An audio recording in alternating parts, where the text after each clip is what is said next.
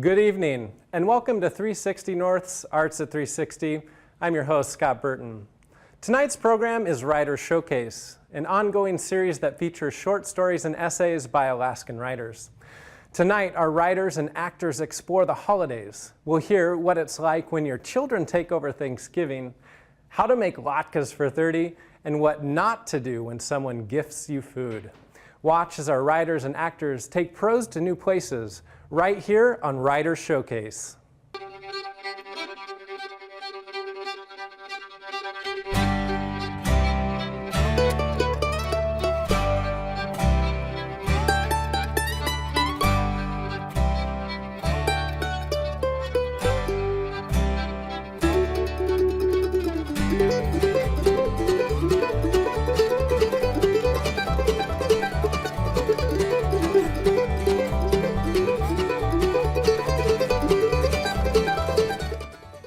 Our first writer is Geoff Kirsch.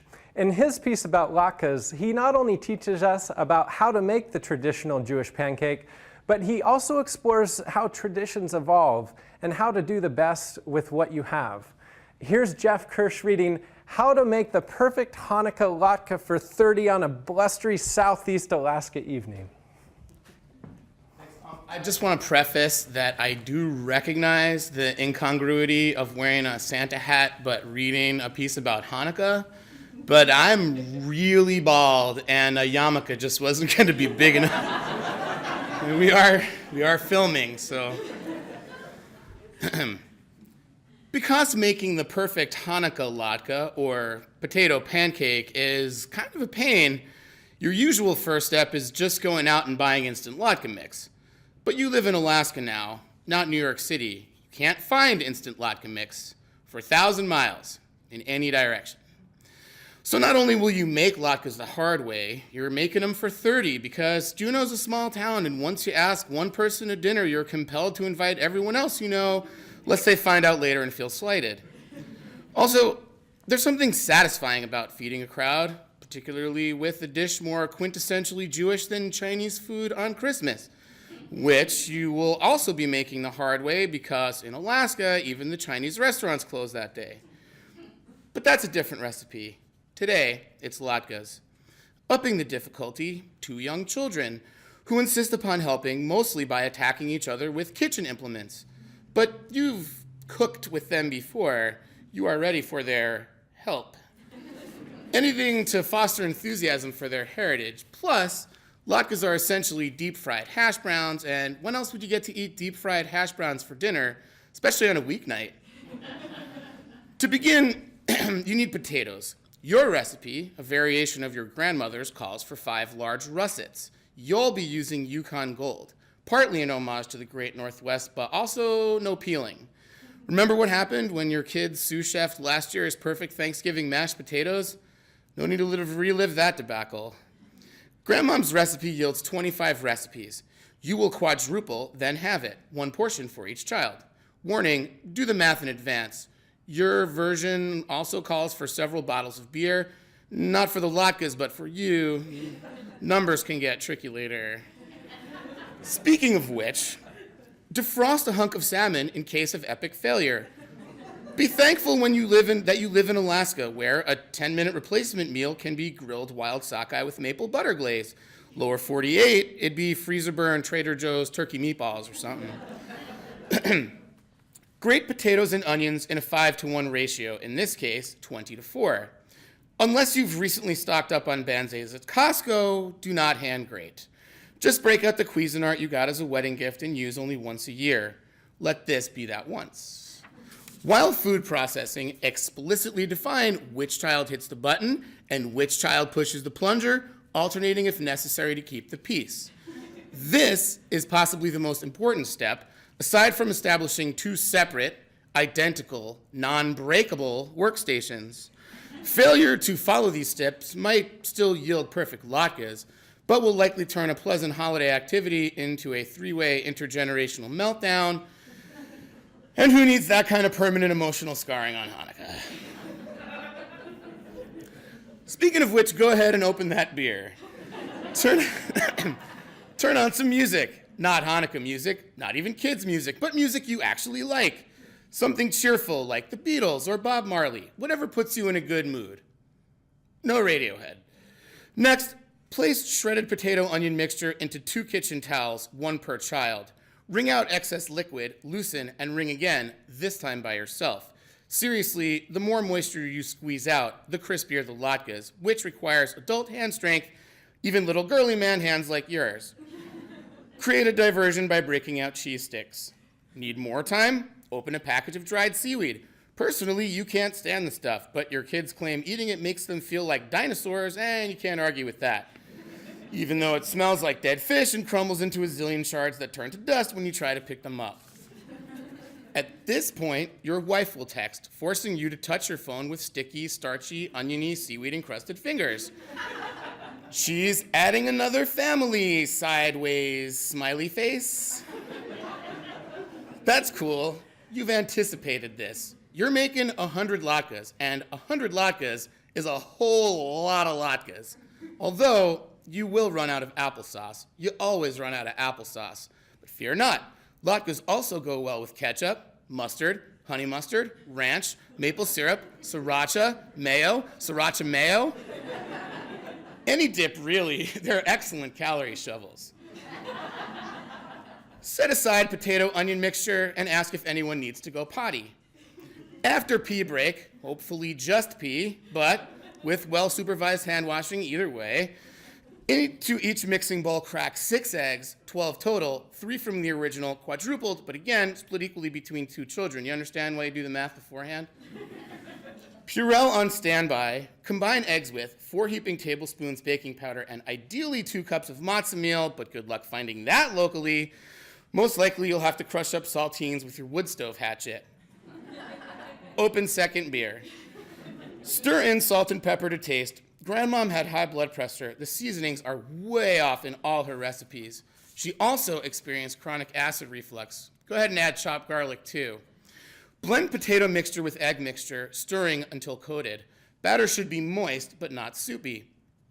If needed, thicken with more potato or substitute shredded carrots. Why not sneak in legit veggies? Sure, you're also serving salad, but your kids won't eat salad. Oh, they'll ask for it. They'll even compel you to fetch extra dressings, feta, and craisins, but they won't eat it. Salad in front of other kids? Never.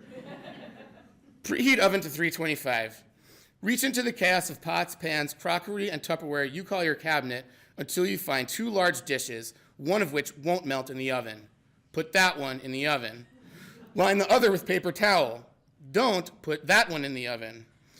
With children manning the timer at a safe remove, in 2 skillets heat an 1/8 of an inch vegetable oil. Traditionally, you'd fry latkes in rendered chicken fat, also known as schmaltz. But that's a mail order item to be sure, and you're not about to overnight a brick of schmaltz from Brooklyn.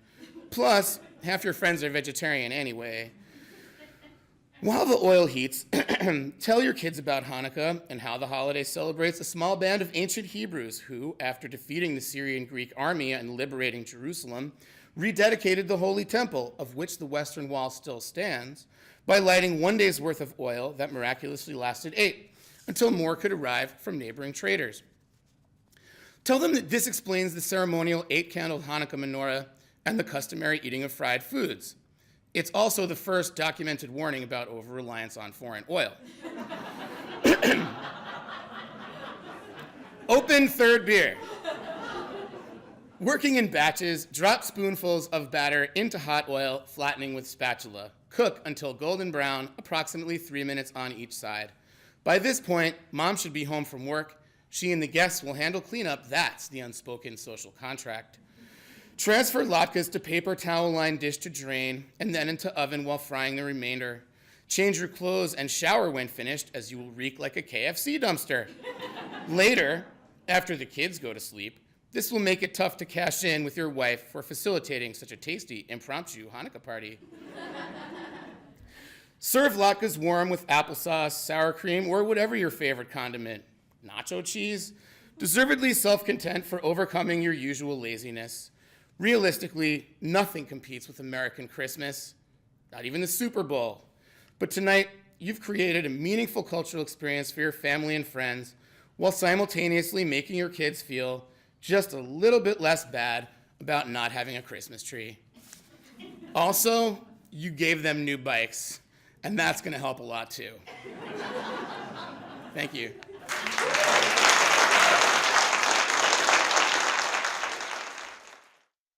This next piece is an excerpt from Riding the Wild Side of Denali, Adventures with Horses and Huskies, written by identical twin sisters Mickey and Julie Collins.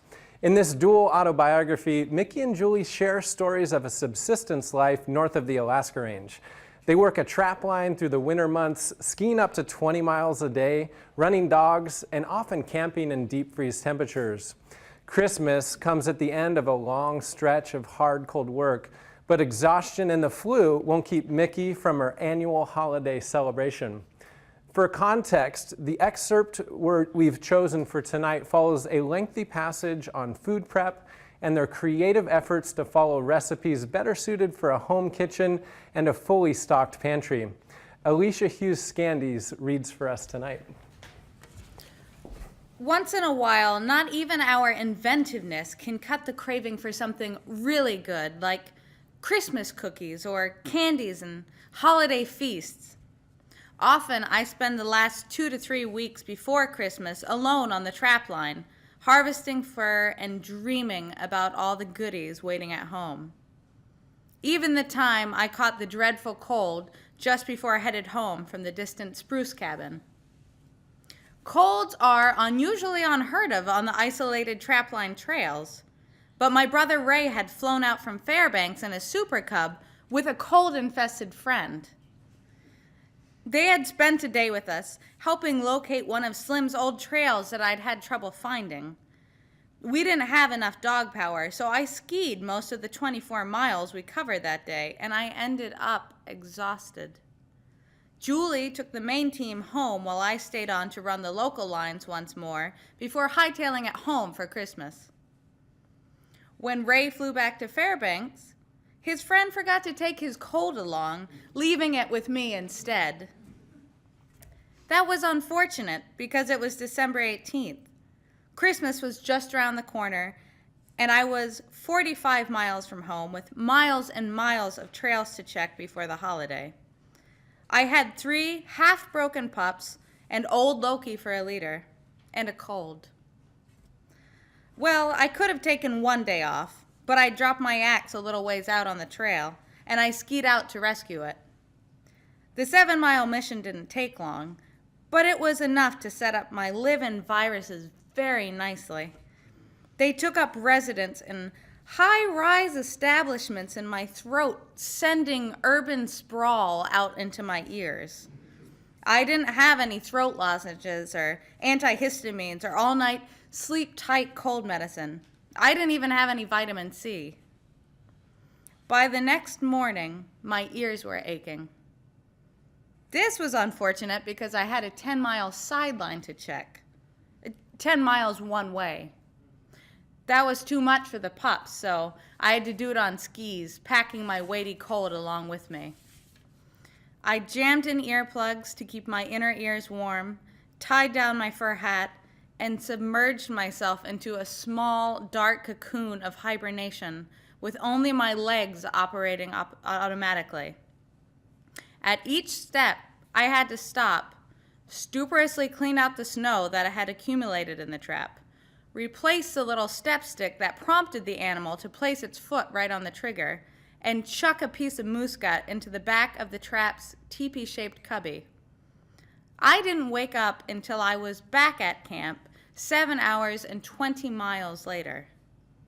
By then, the germs were residing in wall-to-wall mansions and condominiums in my upper airways, and it would have taken something stronger than Drano to unclog my nose.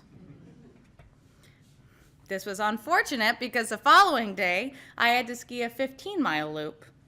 That, plus wading through and around a 4-mile stretch of flooded creek in my ankle-high ski boots, took me over 7 hours.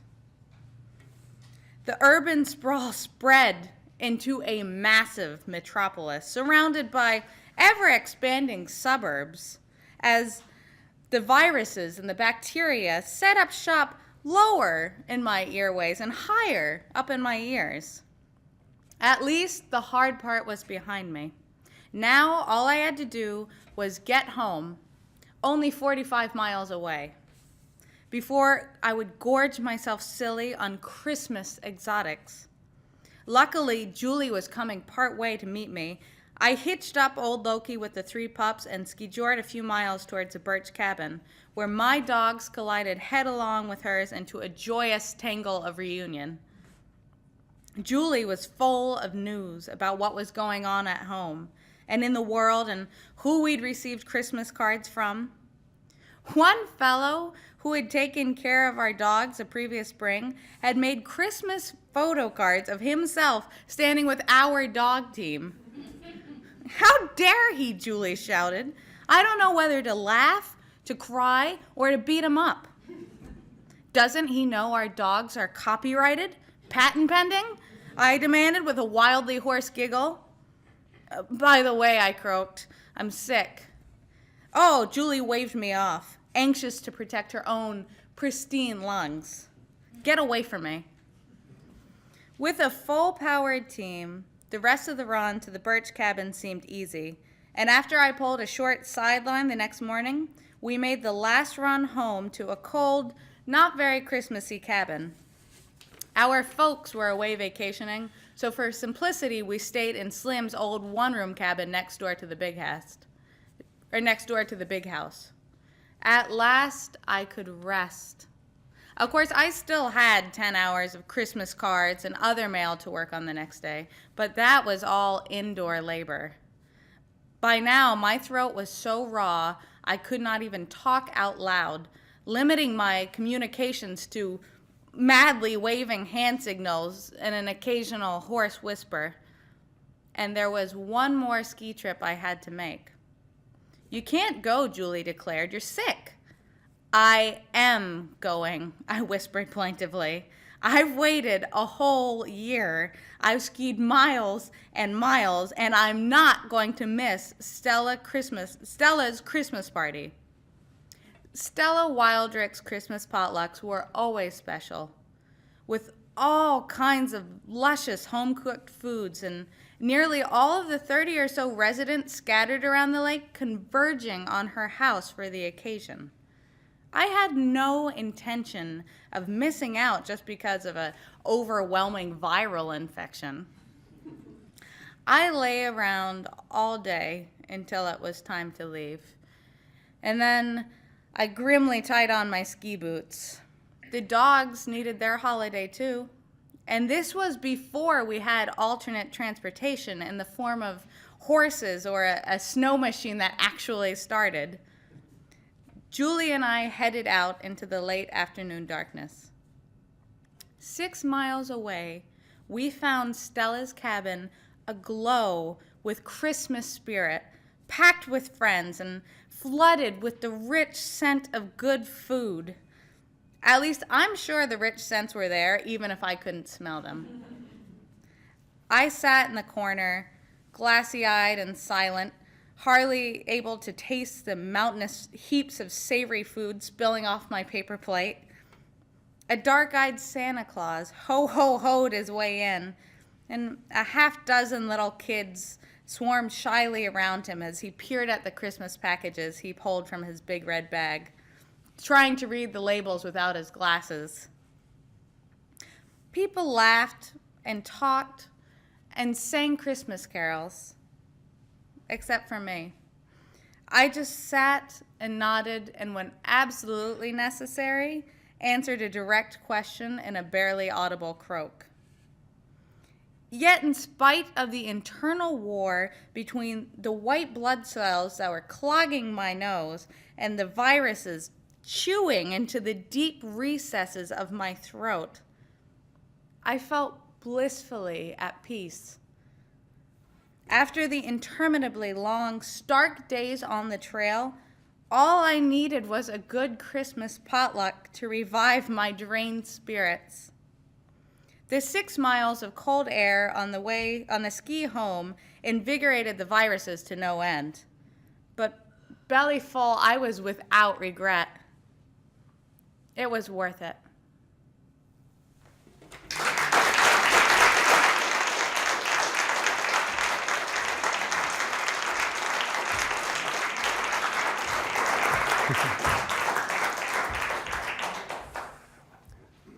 Our next piece this evening explores the importance of family and how rituals can create a bond to carry us through any hardship. Rebeecca Braun reads her piece, The Zelato Family Circle. I grew up in a mostly Irish Catholic town outside Boston.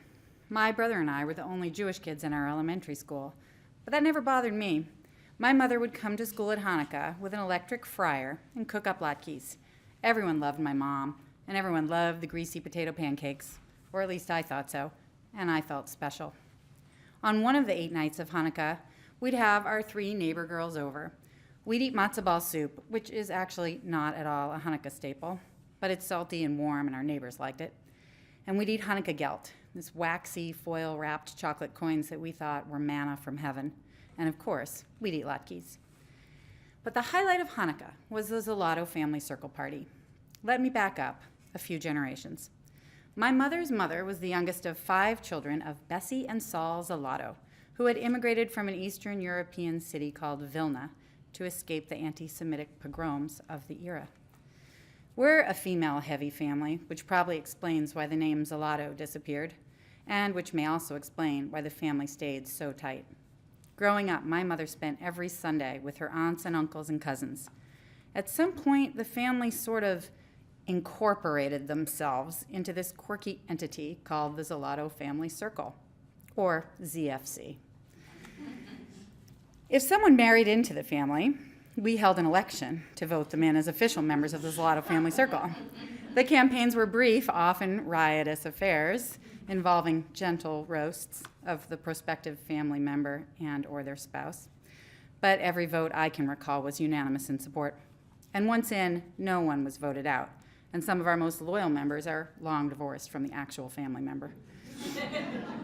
Well, there was one time, actually, when my mother's cousin was particularly outraged at her former daughter-in-law.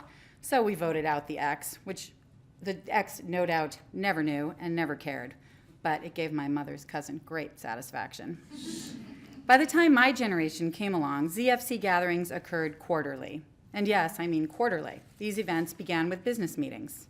My mother, who seems to have been anointed president for life, would preside.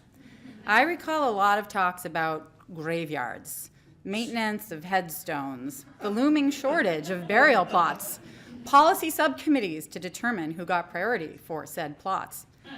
I also recall talk about the home for developmentally disabled adults, where my aunt lived, a community my family had helped establish and to which we remained devoted.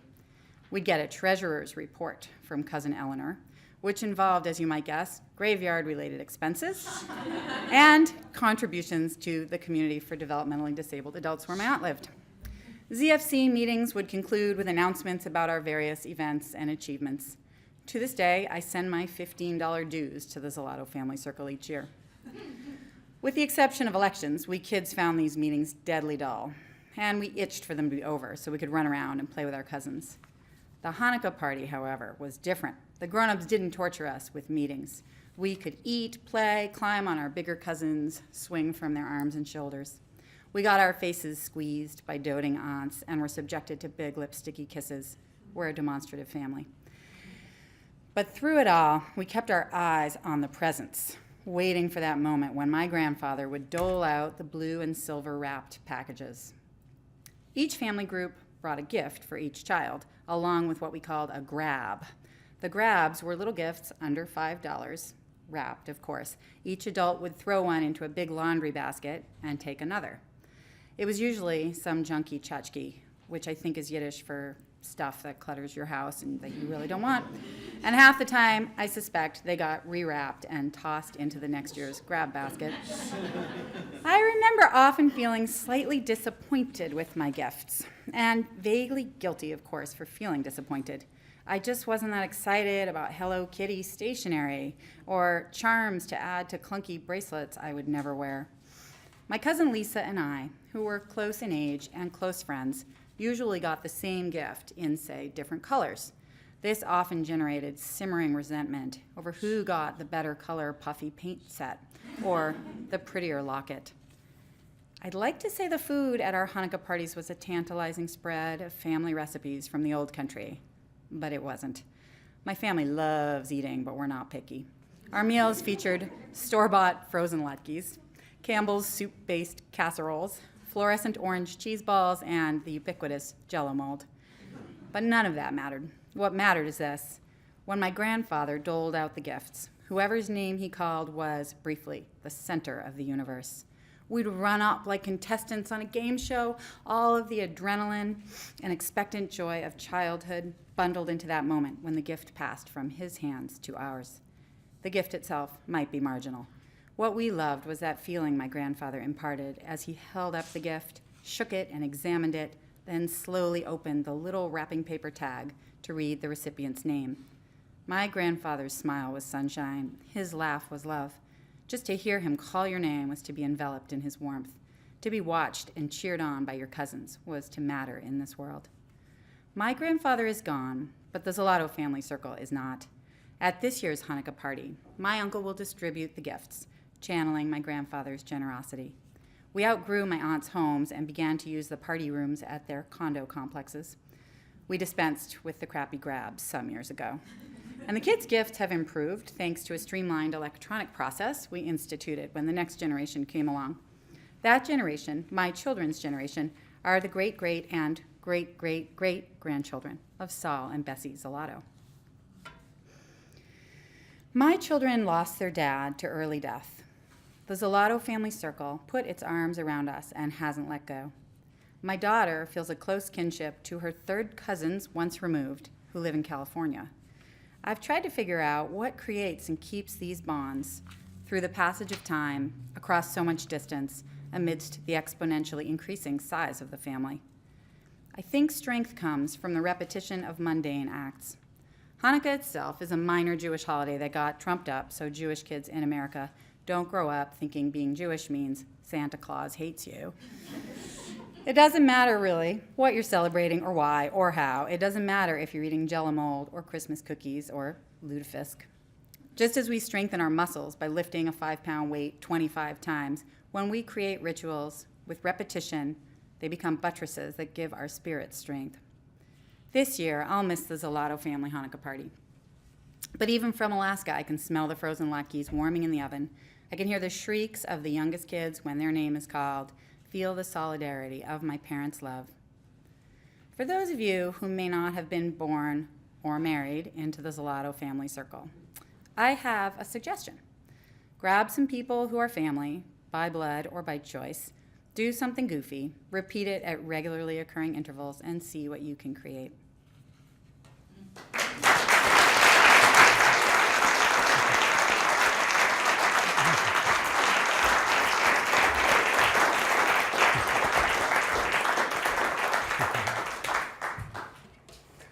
In our next piece by Carol Prentice, we learn what it's like when you end up at your children's homes for Thanksgiving. Goodbye silver and china, hello paper plates and saggy couches. Nonetheless, Prentice shows us the joy of growing with your children and allowing for adjusted traditions. This essay, called When the Thanksgiving Table Turns, is read by Patricia Hull. We arrived at our daughter's 1930s rental house in Portland, Oregon, on Thanksgiving morning to find the familiar markings of bohemian student life, the funky couch on the front porch, the towels smelling like low tide, the sticky floor compelling me to disregard the Juneau custom and keep my shoes on. But the action in the kitchen told a very different story. Hard at work, Heather and her housemates were crafting a Thanksgiving feast. The cornerstone couple, Nick and Lauren, skillfully brined and prepared the turkey. Our daughter, in charge of appetizers, worked on hummus and baba ganoush. Baba ganoush. Since when do college students make baba ganoush? Danielle, a pastry chef, decorated cookies that were miniature works of art. Donnie, a middle-aged hippie and house groupie, baked bread outdoors in a stone oven. They had been up half the night to create a feast for their friends and for us. It was bound to happen. November after November, our children gathered around our family table to share in our Thanksgiving feast. My husband, Robin, always takes charge of the bird, insisting on a precise basting schedule, which assures a crispy golden outside while maintaining a luscious, moist inside. And me, I excel in the sides. Cranberry sauce with just a smidge of last summer's blueberries. The family recipe for sweet potato casserole that does not include marshmallows. I set the table with my mother's special occasion cloth and my grandmother's china. Such were our customs, until suddenly I found myself at my children's tables. Grateful, yes, but also a bit unsettled. The table first turned that year in Portland when our daughter insisted she couldn't break away from her senior year studies for a trip to home. When she called home to give us the bad news, she tossed out what seemed an afterthought. Why don't you guys come have Thanksgiving with me? So there we were, far from familiar rituals of our home, surrounded by 20-somethings. The incongruous nature of the day made me uneasy. My inner Martha Stewart longed for a table to set with my family heirlooms. The meal deserved that. But there was no place for Martha that day. In fact, there was nothing to set, since every inch of the lone household table was laden with the feast. In the end, we each settled into an overstuffed chair or squeezed onto a sagging couch, or for most, slid onto the floor. Double paper plates balanced on laps. We skewered our brined turkey with unworthy plastic forks. No one but me seemed to notice. At last, I gave myself up to the day. Even when the faux crystal punch bowl newly purchased from Salvation Army was extracted from its box, unwashed, and filled with homemade plum wine. When a cup was offered, I graciously accepted, trusting the alcohol would offset any germs. And blur my surroundings just enough to let me focus on what really mattered. The tables turned for a second time the very next Thanksgiving when we ventured to Chicago to spend the holiday with our son Shane. In contrast to my daughter's household, Shane and his roommate Dan readily relinquished the meal preparation to us and went about their student lives. Maneuvering through Trader Joe's packed aisles on Thanksgiving Eve, Robin and I overcame the obstacles of last-minute shopping, deftly substituting chicken when the store sold out of turkeys weighing less than 25 pounds. I admit I was disappointed to discover they had also run out of fresh cranberries. If I'd only known, I would have brought some from home. No matter. No matter indeed. No matter the two-pot kitchen. No matter the stained tablecloth that hadn't seen a washing machine since I sent it as an apartment warming gift in September. No matter the one-rack oven. No matter their garden apartment, which in Chicago means a substandard daylight basement apartment with wood-paneled walls. Robin and I were invincible in the kitchen, overwhelming the odds. Thanksgiving afternoon, we contentedly chopped and stuffed and sliced and mashed chicken, stuffing, gravy, mashed garlic potatoes, sweet potato casserole, green beans, and spinach salad. Meanwhile, Shane on ukulele, with Dan accompanying on keyboard, entertained us with everything from Joe Strummer's Redemption Song to Kermit the Frog's Rainbow Connection. Which brings us to this Thanksgiving. Once again, we are headed to Chicago. Our son now lives in a music collective of 5, not counting the various out-of-town friends and musicians on the couches. In my hostess sort of way, I called Shane to ask how many they, meaning we, expected for Thanksgiving dinner. "Thanksgiving's still weeks away," he responded. When I reminded him that last year we had to go with a stuffed chicken, he offered the number 15. The entertainer in me did a happy dance, envisioning a particularly festive holiday. And this year, we would go prepared. I was already mentally packing my roasting pan, complete with skewers and twine for trussing the bird, which I would order ahead. And this year, I was bringing a tablecloth. I envisioned my husband and I spending Wednesday grocery shopping in the bustling Chicago markets. We would rise early on Thanksgiving morning and walk the mile from our B&B to our son's flat. We would work happily in the kitchen, producing a classic holiday meal for those 15 young people who would marvel at our culinary acumen and be oh so grateful for the home-cooked meal. I asked my son if perhaps his friends would like to contribute a salad or dessert to the Thanksgiving table. Silence. What? I asked. Is that a bad idea? No offense, Mom, but it's a little condescending to suggest that all we can make is salad and dessert. 2 of my friends cook for a living. They're practically chefs. We appreciate you buying the turkey and everything. I'm not trying to hurt your feelings, but we're capable of making Thanksgiving dinner. Now the silence was at my end. How to quickly rearrange my thinking. How to hold back those first words that came to mind.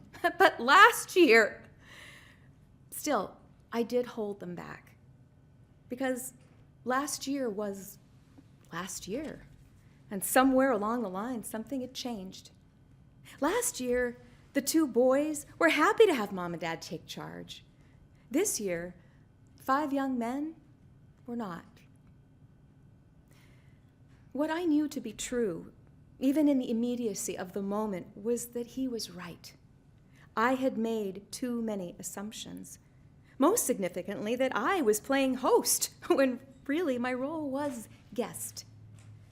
In my defense, kids in their 20s change quickly, and as a parent, it's easy to be a step behind. So yes, I'm grateful for their independence and resourcefulness, and sometimes less than graceful in figuring out my role in their lives. I'm going to rephrase my question, I finally said to my son. Besides the turkey, will you let us know what else we could contribute to the meal?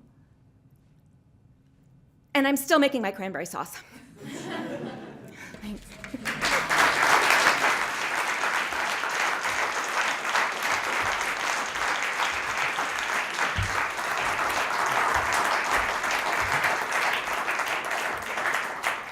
Have you ever been gifted something you really didn't like? If the gift giver was there when you received the gift, how did you react?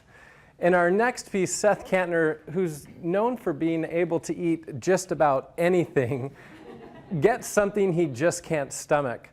Wait until you hear how he reacts in The Sandwich. 35 years ago, when I was 14, 2 white guys boated up from Kotzebue and moved into the sod igloo above our place at Ponoktorik. They arrived in September in a snowstorm. They had dogs and gear and motored ashore to warm up. My parents served them our usual lunch, dried fish and dried caribou and seal oil, and then crackers and jam and coffee. The men were old, 28, twice my age. Their names were Tom and Dave. They were polite and nice, although they both lit cigarettes inside our small house. We were surprised but excited, too, to think that we were going to have neighbors just 2 miles upriver. My dad quickly found a coffee can for an ashtray. During freeze-up, we walked up the shore and showed them how to set nets under the ice for whitefish for dog food. When we could cross the river ice, we showed them where the best firewood was, up a slough we called Otter Slough. Tom and Dave didn't have much food. They ate peanut butter out of a 5-gallon bucket with jam and crackers and fried meat, and once they tried rabbit, but it came out tough because they didn't know how to cook it properly. They were skinny and hungry a lot, and every Sunday they mushed down to our place for dinner. Caribou or ptarmigan and potatoes and fresh bread and always cranberry sauce. Of course, on Thanksgiving they came down for roast lynx, our family tradition. Dave played the guitar, and he had a way of telling stories that made everyone laugh. They both told us about growing up in Illinois, and Tom had the story about breaking his jaw in a car accident in high school, and both had been in a band. My brother Cole and I were in high school, at the table, at home. We both studied at night after ice fishing and running dogs. We didn't have good stories like theirs. Our stories were boring, about bears and picking berries and hunting and falling through the ice, not worth mentioning alongside stories of girls and cars and beer. Soon Tom and Dave were well liked along the river. Tom and them, people called them, or Tom and them, because Tom talked louder and more than Dave. After a year or so, Tom moved away to Fairbanks to go to college. Dave met a woman named Marcia in Nome at the Iditarod. And about that time, Dave made a deal with Lulu Nelson of Ambler. His deal was to build a log cabin on her native allotment above the village, and then in trade he'd be allowed to live below the village on her other allotment. Tom was gone, and people took a while to grow accustomed to his absence. Old Clarence Wood would come hunting down to our place and sip his coffee and say, "I stopped in at Tom and Dave's." That meant, of course, Marcia and Dave. Tom was gone. When I was 18, I snowboarded upriver in late April to stay with Dave and Marcia. They were living in a wall tent and hauling logs to build Lulu's cabin. That place is along a high cut bank, and when you stepped off the bank, the snow was soft and you sank in up to your thighs. The holes were big and you had to be careful not to fall in. I'd brought along my shotgun and watched the sky for the first spring goose. By spring along the river, everyone was hungry for a change in diet, from fish and caribou all winter, and the first goose were welcomed into our ovens, like Thanksgiving every night all spring. One day we heard Dave's dogs barking. Along the river came the dots of 4 dog teams on the ice. It was Honora Jones and her sister Susan and Sasha Wick and Christy Carnes heading 25 miles up the trail to Anorak Lake, where Christy lived. They stopped and we walked down and dropped over the bank to say hi. At that time, Dave and Marcia had a skinny German shepherd. It had gotten into a porcupine and had quills in its knee, and it was hobbling around limping. And because of that, it got to be a pet. Her name was Sam, and she sniffed around these dog teams, but was real careful not to get bitten because she was a pet. Honora untied her sled tarp, and she got out sandwiches and offered them around. Dave and Marcia declined, and I almost did the same, but I was young and hungry all the time, and I said, sure, I'd have one. Honora handed me the sandwich. The adults were all visiting. I bit into it, hungry and hopeful. Immediately, I realized I'd made a mistake. The bread was dark and whole wheat with extra wheat berries or something. Spread on the inside was akutuk, Eskimo ice cream, and on top of that was what I thought was worms or hair, but turned out to be alfalfa sprouts and peanut butter. There was no jam. The sprouts were tired ones, and back then none of us had freezers and it was spring, so the caribou fat and seal oil in the akutuk were both strong and grabbed in the back of your throat. The adults were talking, unaware of my predicament. I had a full mouth and wasn't talking, just trying to decide what to do next.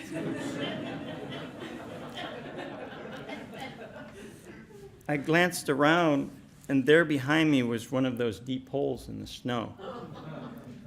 No one was looking, so I bent quickly and opened my mouth, and the unpleasant mouthful dropped into the depths. I wiped my lips, and for a moment I stared at the sandwich in my hand. My fingers opened, and down it went.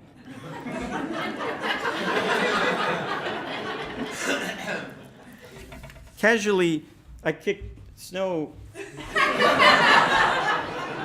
in the hole and then meandered down to the dog teams to pet the dogs and talk to the adults. After 10 minutes or so, Christy tied her sled load. The other ladies did the same, getting ready to continue along the trail. "How was your sandwich?" Honora asked. I glanced up quickly. It was good. They were about to pull their sled hooks when Marcia noticed Sam up near the cut bank, digging in the snow. "What's Sam doing?" she asked. The ladies paused, pushed their snow hooks back in the snow. Sam had her head out of sight, pawing and flinging snow. I looked at the sky, more than ever now hoping to see a goose.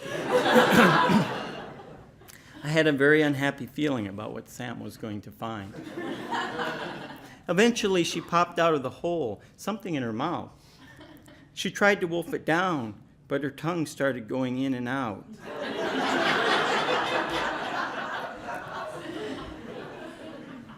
Dealing with those alfalfa sprouts and peanut butter. "What is it? What did she find?" the ladies asked each other. Marcia exclaimed, "Is that a sandwich?"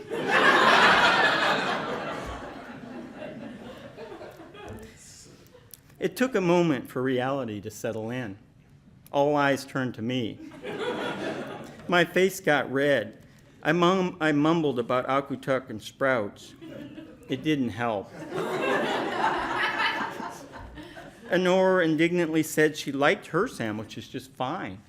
She lectured me about wasting food, and then about lying and that type of behavior.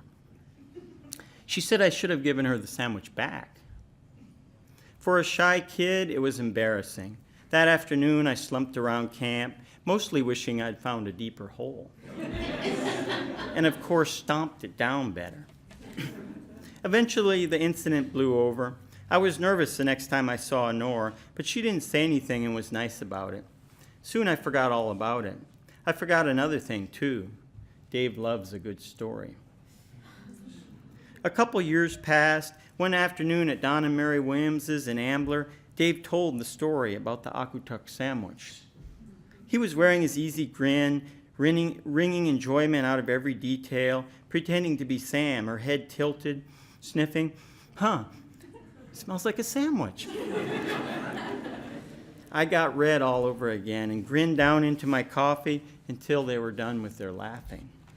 It took a while. Dave and Marcia moved to Arizona, luckily, and the years ticked by. Decades now, actually. 4 or 5 years ago, we met up at a reunion of friends from the old days. Everyone brought food, and we cooked salmon and caribou, moose, and muskox, and for lunch we even got out muktuk. We made pies until we couldn't think straight. It was great to see everyone, like a grand Thanksgiving with 50 old friends. Somewhere in there, Honora's daughter, Willow, and Sasha's daughter, Linnea, decided it would be a good idea to have a talent show. The idea made no sense to me. I didn't think any of us present had any talents. They chose Tom and Dave to MC it. We sat on folding chairs, ready to watch the show. Dave rubbed his hands up in front of us. "Well, Tom and I are going to start this off with a little skit," he said. "I'll be playing myself and a couple other folks you all know. And I'm playing Seth Kantner," Tom said. I glanced up, suddenly wary. Everyone in the audience was mystified and happy and waiting. "Tom will actually have a couple parts," Dave said, feigning seriousness now. "He's also going to play our old dog Sam, who some of you may remember, this before she drowned through the ice up the Ambler River." I glanced around, clueless as to where this tale might be going. Dave described the riverbank up by Lulu's camp, the warm spring day with the snow soft and starting to settle. He shades his eyes. "Seth, are those dog teams coming?" Both he and Tom seem to be holding back grins. Tom pretends to stare off downriver. "I believe they are," he says, hearty and very much not the way I talk. In my head, chunks of memories slowly bob to the surface. I glance over at an oar in a chair by the windows. Oh no. After all these years, dug up out of the past, here comes that old akutuk sandwich, coming back on me again.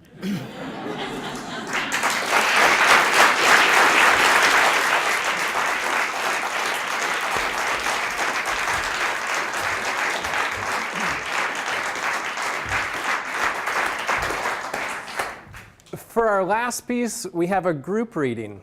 To borrow a phrase from my open-minded mother, to have the day of your choice, a few of us have taken the liberty of modifying the night before Christmas. We hope you like the night before the holiday of your choice.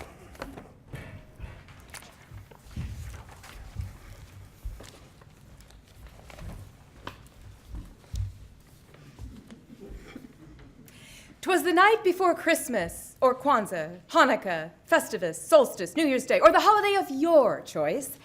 And all through the cabin, critters were stirring, they even rejoiced. My wet woolen socks were hung by the wood stove with care. In hopes that the person, God, animal, religious symbol, or even nothing, it's entirely up to you, soon would be there. The children, or maybe you don't have any, and that's cool too, were nestled all snug in their beds. With visions of salmon jerky danced in their head.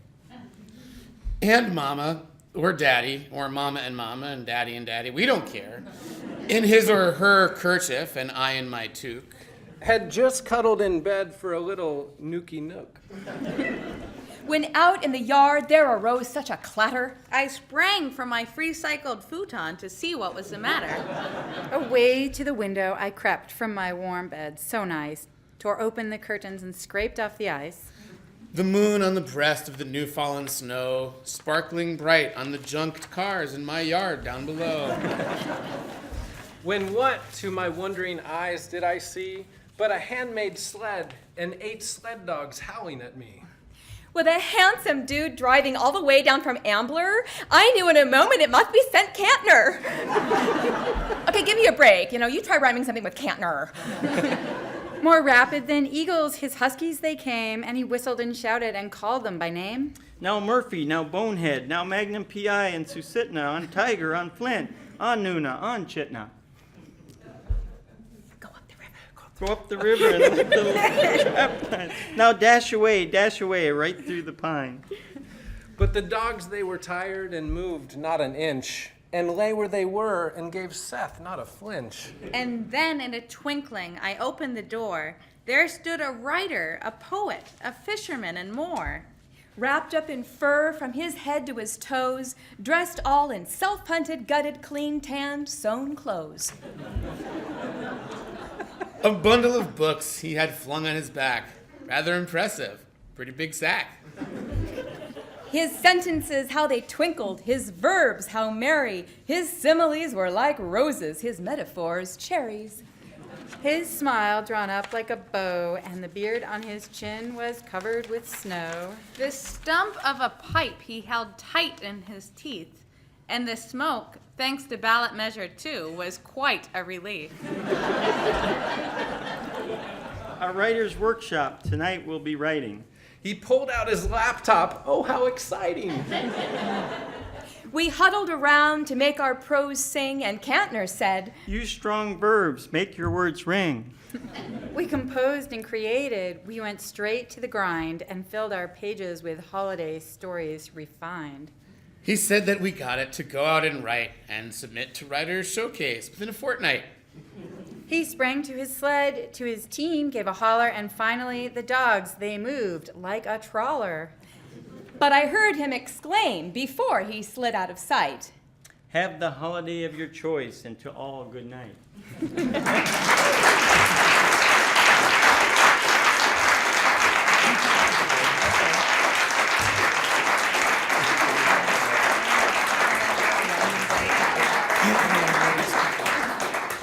That's all the time we have for this evening.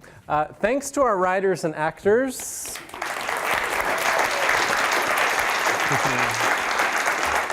And thank you, audience. And thank you for tuning in to Arts at 360's Writers Showcase. For more info on our writers and actors, to rewatch the program, or to learn how to submit to Writers Showcase, please go to 360north.org. Happy holidays, everyone. Good night.